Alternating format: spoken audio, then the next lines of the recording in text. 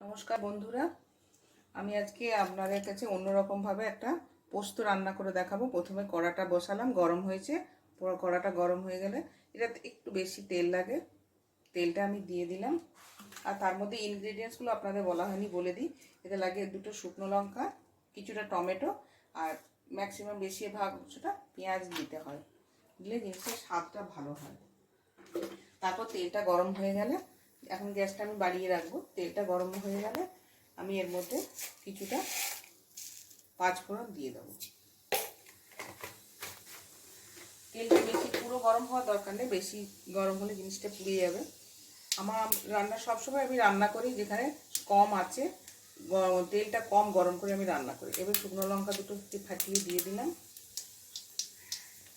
ওটা একটু ভাজা হয়ে গেলে গ্যাসটা কমিয়ে দেবো, কমিয়ে দিয়ে পেঁয়াজটা দিয়ে দেবো। এই রান্নাটা খুবই তাড়াতাড়ি হয় আর খুবই সুস্বাদু হয়। আমরা তো সবসময় আলু পোস্ত, ঝিঙে পোস্ত, লাউ পোস্ত এইরকম পোস্ত খেয়ে থাকি, কিন্তু এখন এই মুহূর্তে আমি ভাবলাম আপনাদের সঙ্গে এই নতুন একটা পোস্ত রেসিপি, এটা আপনাদের সঙ্গে শেয়ার করি। আশা করছি আপনাদেরও ভালো লাগবে, আমার ভালো লেগেছে, আপনাদেরও ভালো লাগে। একবার করে খেয়ে ট্রাই করে দেখতেই পারেন। পেঁয়াজ এরকম করবো, তারপর পেঁয়াজটাকে আমি গ্যাসটাকে আমি একটু বাড়িয়ে দেবো, বাড়িয়ে দিয়ে পেঁয়াজটা আমি ভাজবো। পেঁয়াজটা ভাজছি, এটা ভেজে তারপরে পরে পোস্তটা আমি আসবো।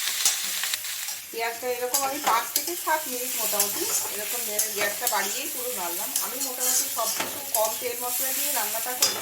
আমার মনে হলো যেন এটা একটা একটু বেশি তেল, আপনাদের কাছে মনে হয় যদি আরেকটু তেলও দিতে পারেন।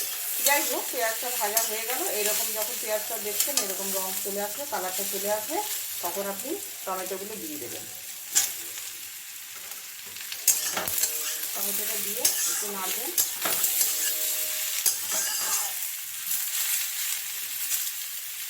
নাড়ার পর গ্যাসটা কমিয়ে দেবেন। গ্যাসটা কমিয়ে দিয়ে একটু নুন দিয়ে দেবো, যাতে সবাই জানেন এটা, যাতে টমেটোগুলো গলে একটু নরম হয়ে যায়, সেই জন্য একটু নুনটা দিয়ে দেবো। নুনটা দিয়ে আমি এটাকে দুটো কাঁচা লঙ্কা দেবো, কাঁচা লঙ্কা দিতে ফাটিয়ে এরকম করে দিয়ে দেবেন। ইচ্ছে করলে ঝালটা আপনাদের নিজেদের স্বাদ মতোই দিতে পারেন। তারপরে এটা আমি ঢাকা দিচ্ছি, টমেটোটা নরম হোক। আর এইদিকে আমি জল বসিয়ে দিয়েছি। আমি সব রান্নায় মোটামুটি গরম জলে দিই, ঠান্ডা জল আমি দিই না তো একটা। জলটাও সিমে বসিয়ে দিয়েছি, এটা হলো। তারপর এসে আপনাকে পরবর্তী স্টেপটা, হ্যাঁ, আমি এই 2-3 মিনিটের মতো এটা ঢাকা দিয়ে রেখেছিলাম। ঢাকাটা খুলে নিলাম, খুলে নেওয়ার পর পেঁয়াজটা একটু বাড়িয়ে দিলাম। এই যে টমেটোগুলো দেখতে পাচ্ছেন নরম হয়ে গেছে, আমি একটু ভালো করে নেড়ে নেবো। দিয়ে একটু জিনিসগুলোকে মিশিয়ে নেবো পেঁয়াজের সঙ্গে, তাতে স্বাদটা ভালো হবে।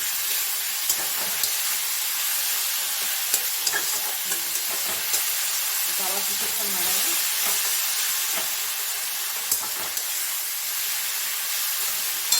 জলটা ফুটে গেছে। ওইদিকে জলটা একটু কম দিতে হয়, গ্যাসটা জলে অফ করে দিলাম। এটা জল কিন্তু কম দিতে হয়, আমি এতটা চিনি দিলাম মোটামুটি। আপনারা চাইলে খাওয়াতে দেখতে পারেন একটু বেশি কম দিলেন, প্রথমে টেস্ট করে দেখলেন আপনাদের পছন্দ মতন, তারপর চিনি বাড়িয়ে দিতে পারেন, এটা কোনো অসুবিধা নেই, কিন্তু একটু দিতে হবে। জলটা এই যে জল দেবো, এটা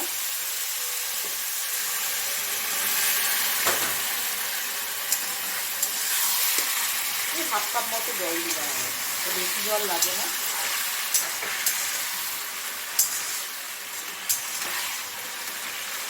আবার গ্যাসটা সিমে দিয়ে দেবো, সিমে দিয়ে এটা আমাকে ঢাকা দিয়ে, গ্যাসটা আমি এবারে বাড়িয়ে দিলাম কিছুটা। গ্যাসটা বাড়িয়ে দিয়ে একটু ঢাকা দেওয়া থাকবে। ঢাকা দেওয়ার পর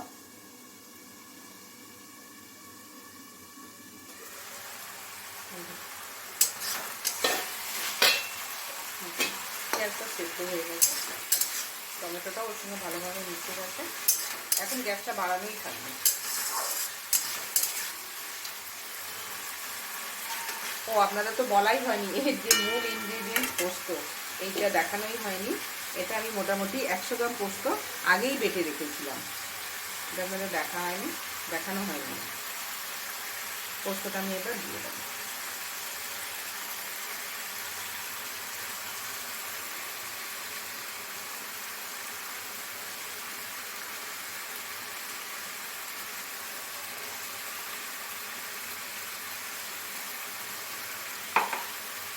কিছু জায়গায় রান্না আপনাকে হাতটা ইউজ করতে হয়। আমাদের হাত ইউজ করলে তার মধ্যে একটা স্নেহ ভালোবাসাও জড়িয়ে থাকে।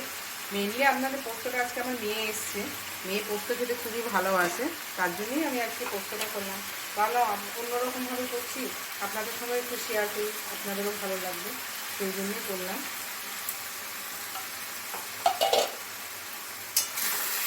এটা একটু লাগিয়ে দেবেন।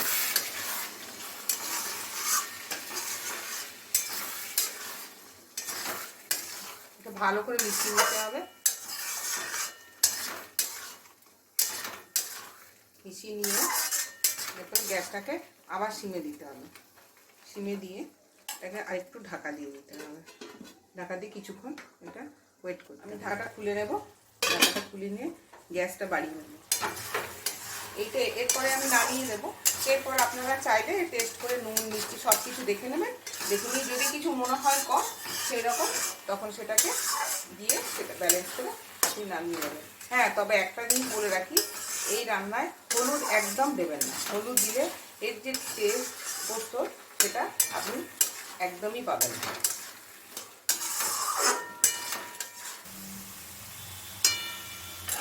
আমার পোস্ত রেডি হয়ে গেছে। এটা আপনি গরম গরম ভাতের সঙ্গে পরিবেশন করবেন। এর মধ্যে আর কোনো কিছু আপনাকে মেশাতেও হবে না, আর কোনো কিছু সাধারণ গার্নিশিংয়ের কিছু দরকার নেই। পোস্তর যা স্বাদ, যা রূপ, ওটাই ওর নিজস্ব গার্নিশিং হয়ে যায়।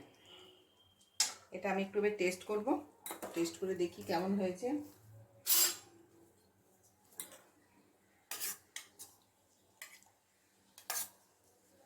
খুবই গরম আছে, ওই জন্য অল্প নিলাম, অল্প নিয়ে দিচ্ছি।